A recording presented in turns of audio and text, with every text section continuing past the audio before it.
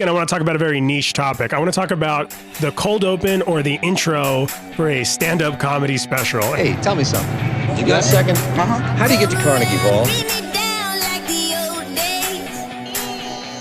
Yes. Whoa! I like your hat. And it takes you all the cold and the cocaine. Talented, gifted, naturally funny. As good as it gets. How much time we got? Yeah. Hey, don't look so glum. Hey, not even the Pope couldn't get in there tonight. What are you, crazy? Darling, go.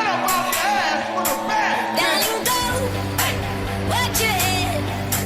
Don't look down, baby. Under I ate a pork chop. I don't want to brag or anything like that. watch your head. Coming to the show? I got my ticket.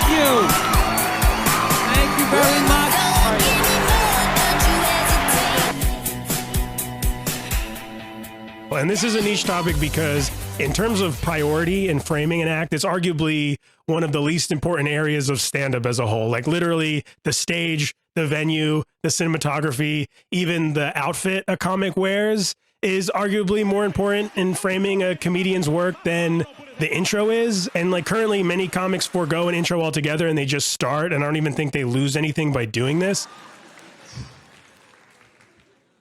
I think my favorite animal to look at is probably the squirrel. You know what I mean? Because any squirrel, if you watch them long enough, there's a moment where they suddenly realize they're late for something.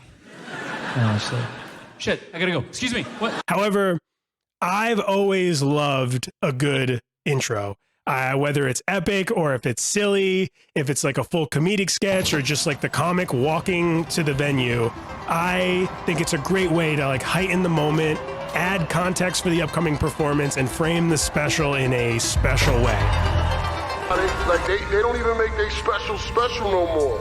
We talking about like at night, like the leather suit special. Like, you know when they used to do it back in the day? You gotta say something that matters, Che. Like, stand-up intros fall into the artistic spectrum between sincerity and parody. Either the comic leans towards sincerity in contrast to the upcoming comedy and acknowledging the weight of the transformation that is about to occur. They are about to go from a mere human backstage to something greater as they lead a club, theater, arena full of people to forget about their lives and their problems for the next hour. Or the comic chooses to do what comics do best and become an observer, satirizing the moment and the ego and recognizing that in addition to like this deep internal drama that's going on, what also is about to happen is a person's going to stand on a platform and tell a bunch of strangers about their genitals. Right, okay, you don't want pressure? No. Oh, sorry, I didn't realise you didn't want pressure. I'm doing a special on Netflix that's going to be seen by millions of people, but you don't want pressure. You feel honest. Honest, yeah, honest. What about, please give it up for the dirty, disgusting, depraved, little peeled turtle with AIDS, the king of cum-guzzling himself, Mr. Jim Norton. Both of these things are true at the same time, so it doesn't really matter where a comic lands. The intro just serves to inform us as the audience about their character and where they're at as an artist and a performer. I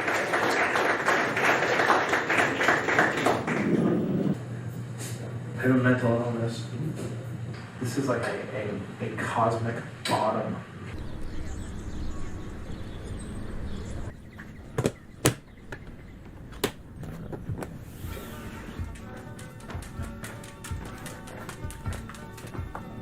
Hey, bye, Ma. Have a good time, Gare.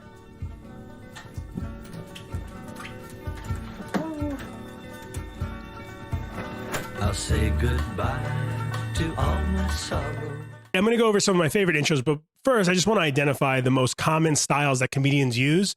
These could be mixed and matched in any way. The first one and most popular is going to be the environmental intro. This intro could avoid the performer altogether, and it just looks to contextualize the environment or the vibe of the space.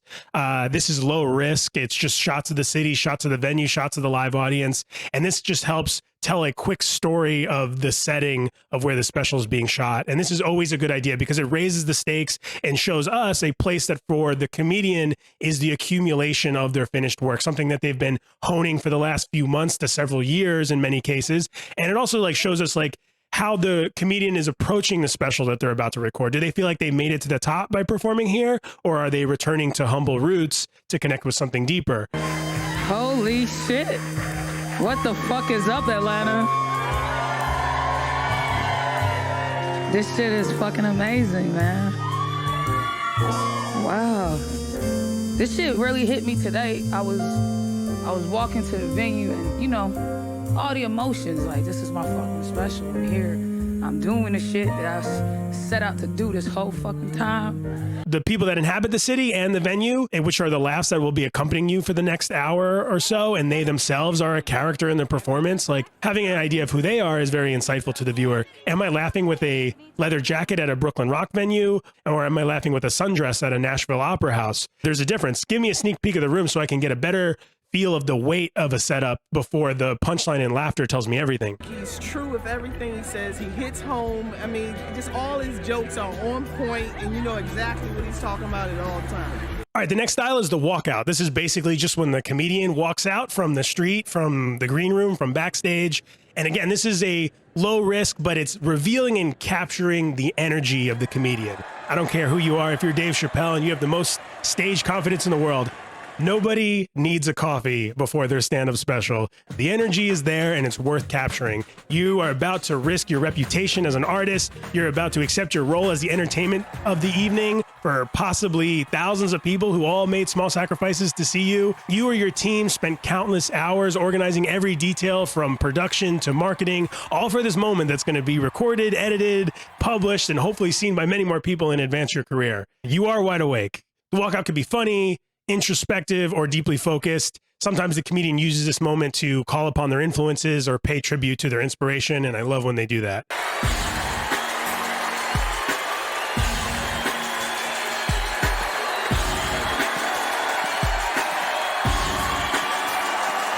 All right, the third style is the artist intro, and this one's a little bit more vague, but if you're thinking Bo Burnham, you are correct. The artist intro is anytime the comic shows you something unexpected on purpose, something that doesn't fit the traditional narrative of a stand-up special. This can be anything from, just creating symbolism to a unique performance piece to a late night segment, anything that is designed to challenge the audience to derive a meaning from something that isn't specifically stated.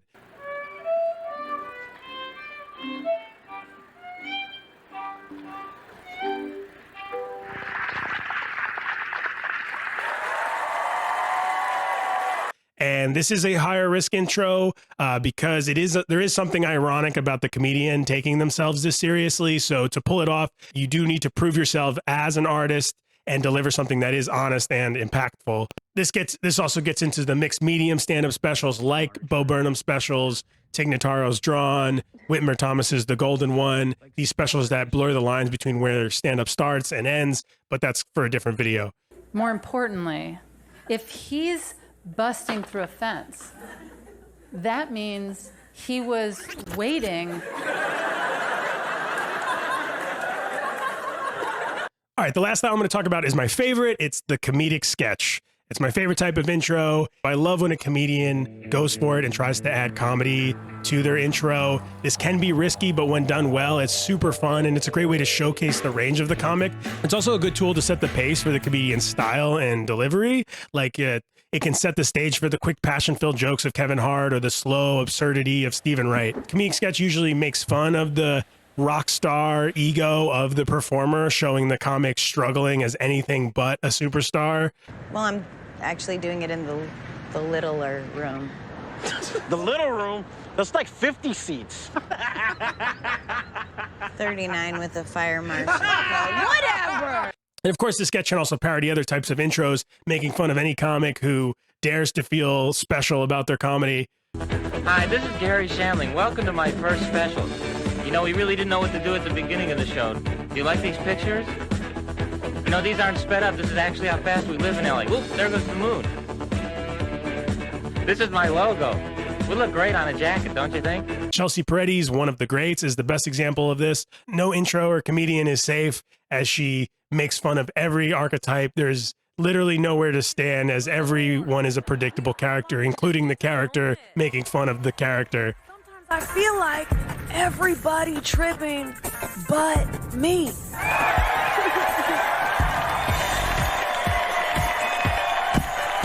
It's go time! I'm still tired and I got 12 hours sleep last night. I'm still tired. In all seriousness though, who cares about anything? There's other types of outros, and all of these can be broken down even further. But today, I'm being joined by Steve Rogers and Tony Deo, two great comics. And we're going to talk about one of the best stand-up intros of all time. They say the hardest thing for a person to do is bury a loved one. But those people never had material like this. Perfect. And as people that romanticize comedy, that's a beautiful one. Yeah. Because that's also what it feels like to get rid of hours worth of material that works. Seeing George Wallace, who's his best friend. Yeah. Walks away from his act. Are you sure this kid is Jewish? No, he's Jewish. Don't ask me how I know. It's so good. And letting everyone else be funny in that. Yeah. Gary Shandling just steals it from me. Yeah. Gary, what are you doing? Listen, I got nothing on the post office. All right, Taylor. Okay. Thanks.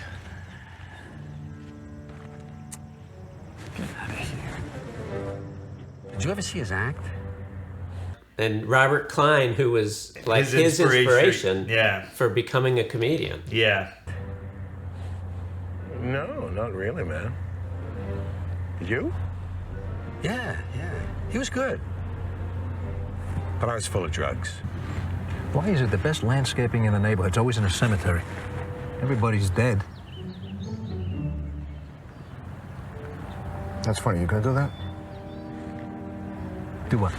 A bit. Can I do that? Oh, that's not a bit. I'm just saying it. I'm gonna do that, okay? You can't do it. It's my bit. Come on, it's a bit. It's anybody's bit who does it. No, but I said it first. You know, come to think of it, I've been doing it for a while anyway. It's probably the longest one. Yeah. It's 4 minutes and 45 seconds. Yeah. But it's wall-to-wall jokes. Yep.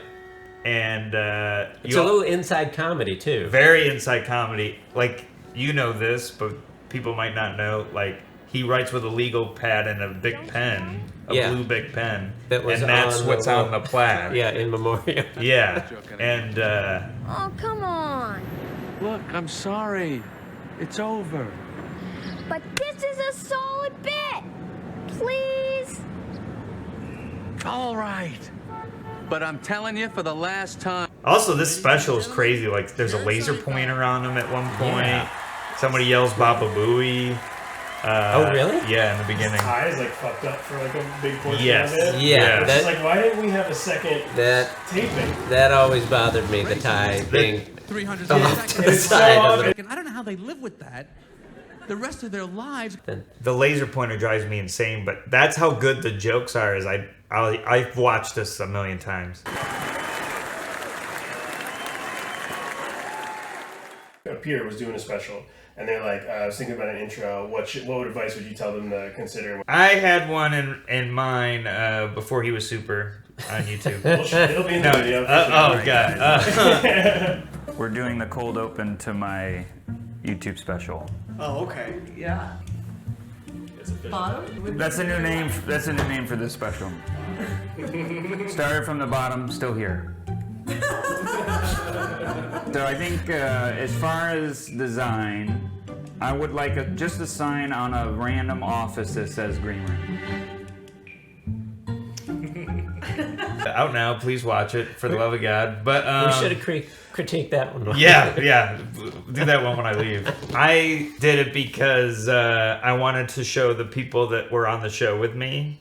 Be realistic on who you are, what your comedy is. It is a special. It's your chance to be the rock star. But, we're all funny people. If there's a way to show you being funny in a natural way, situation outside of standing there with a microphone, I think it makes you a little more interesting too. And you shine the most when you're around the people you like and you love. Yeah. So if it was you with your family or you around your friends, right? When you're trying to make those people feel good, right? That's there's you being funny. Yeah. In my opinion, safe bets before you show your material that you've been working on for years. Right. Shouldn't take away from it. But also do what you want.